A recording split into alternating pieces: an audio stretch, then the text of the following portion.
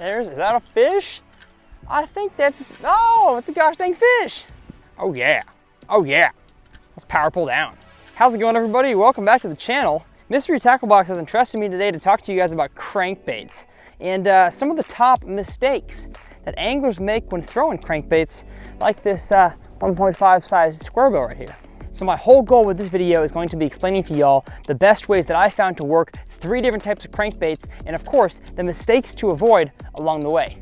My name's Tyler Anderson and let's learn something today.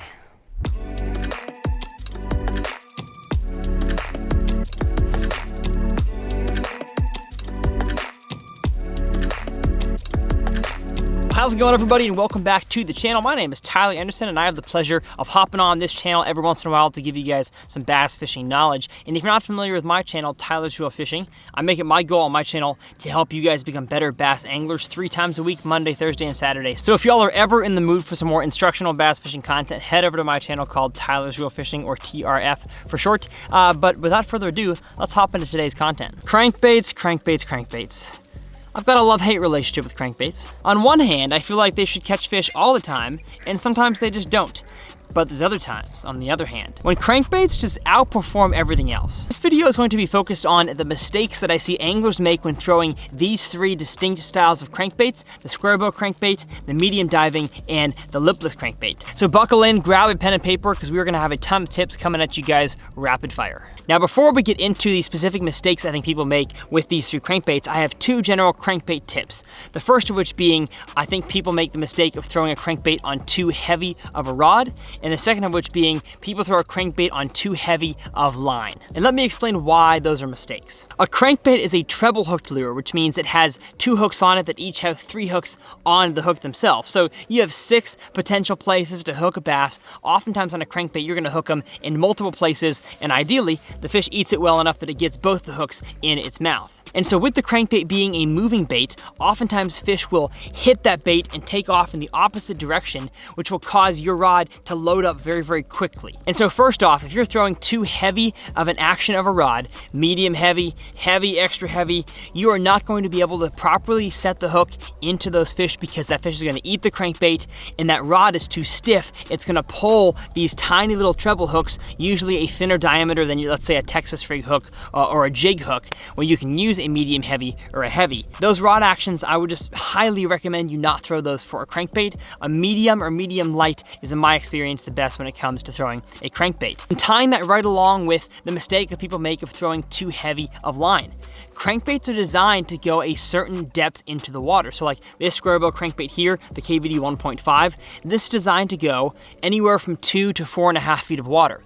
If you're throwing this on 6-pound fluorocarbon, it's gonna dive quite a bit deeper than that. It's gonna dive to 6-7 feet of water. And if you're throwing it on 20-pound fluorocarbon, 55, 65-pound braid, it's only gonna dive to like 1.5 foot, maybe 2 foot of water. So in order to get the crankbait down to where it's supposed to go, you should throw the proper line size. And in my experience, I don't throw any crankbaits on anything other than 10 or 12-pound fluorocarbon. I just feel like fluorocarbon is the best line. It casts really well, and it only has a little bit of stretch to allow those fish to load up on it. And of course, it is clear as well. So no matter what type of crankbait you are throwing, make sure you guys are throwing it on a medium or medium light rod. I prefer to throw it lengthwise, anywhere from 6'7" to 7'2". And of course, all this stuff will be linked below on Carl's Bait and Tackle. So now that we've covered 2 generic mistakes I think people make when throwing a crankbait, let's talk about the first crankbait being the Squarebill.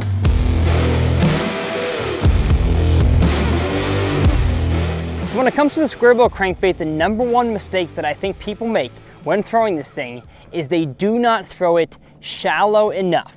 The Squarebill is designed to deflect off of the bottom, whatever cover and structure you got down there. I don't care if it's rocks, wood, grass. The Squarebill is designed to hit the bottom. I made this mistake way too many times when I was first bass fishing. I would throw a Squarebill shallow, but wouldn't actually hit the bottom. I would throw it in 4, 5, 6 foot of water. It would not hit the bottom. You got to get it up there in that 1 to 3 foot range for, in my experience, the majority of your cast, because I believe that is where the true strike zone of this lure is, in that 1 to 3 foot. So right now I'm sitting in 4.6. I'm casting up onto a super shallow flat up here.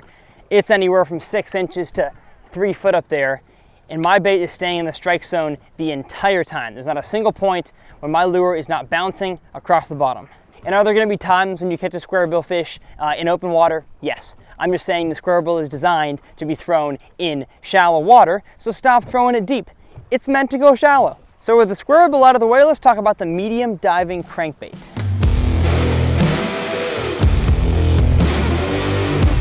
This style of crankbait is really the deepest I think most anglers should go, unless you are getting into the tournaments, the hardcore bass fishing from a bass boat sort of scenario.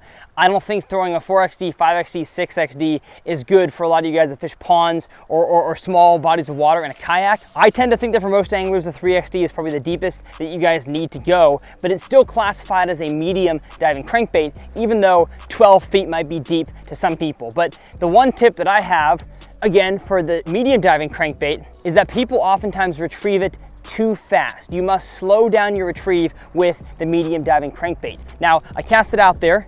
I'm always going to reel it fast to get the crankbait down to the desired depth. And as soon as it gets down there, almost all the time, I'm gonna slow roll it just like this. Because one misconception I think people have is that if you reel your crankbait slower, it's not going to get as far down, it's not going to get maximum diving depth. But that's just not true. If your crankbait gets down there, you can figure out how fast you have to reel in order to keep your crankbait there in the strike zone, in the max depth it can go for the majority of the cast. And once you figure that out, and that speed is actually going to be a lot slower than you would think. I've tested it out in plenty of clear water situations and pools, and I found that you can actually keep that crankbait down there on a very, very slow speed. And I just think that the fish that are eating these medium deep diving crankbaits are not the ones that are super aggressive and chasing, like the ones that are feeding on a lipless crankbait or a squarebill. I think most of these fish are wanting to kind of stalk a little bit more, and that's where that slower retrieve, once it gets down there, comes into play. It also allows you with a slow retrieve to really what's called worm that crankbait. So, oh, I just felt it there, felt a stick, and I was able to kind of like pause my retrieve, let that crankbait float over the stick, and then begin the retrieve again. If you are cranking it in like this, super fast, you're gonna get your crankbait wedged in so many sticks and rocks, it ain't even funny. So that is the tip that I have for the medium diving crankbaits. Keep it low and slow. Let's talk about lipless crankbaits.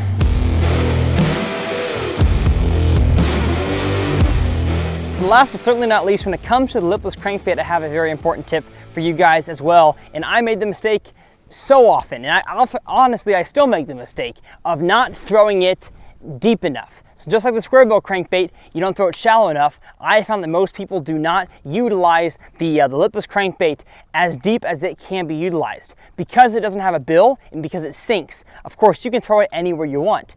But I feel like most people still just utilize a lipless in the kind of shallow diving, squarebill situation. But where it's really, really effective, in my opinion, is on the yo-yo. And so what I do is I'll cast it deep out there, I'll let it sink all the way to the bottom, and then I will, well, I got a tree. There we go. I will rip it off the bottom and let it sink. Kind of give it a rip off the bottom like that and let it sink back down. And of course, you can do this off the bottom. You can let it sink all the way to the bottom and then slow roll it back. But I mean, I've caught fish yo-yoing a lipless crankbait in 20 to 40 feet of water before, and that is something that a whole lot of people definitely don't do. So again, squarebill crankbait, fish it shallower. Medium diving crankbait, fish it slower. Lipless crankbait, fish it deeper. And I think applying all three of those tips, you're gonna find yourself catching a lot more crankbait bass than you ever have before. Well, that is all that I have for you guys. Hopefully you enjoyed. If you guys are not subscribed to this channel, hit that subscribe button because we got tons of content coming all the time. And on my channel, I've got 3 videos a week, like I said, Monday, Thursday, and Saturday, teaching you guys how to become better bass anglers with, of course, some awesome fish catches and some great production value. So we'll see y'all next time.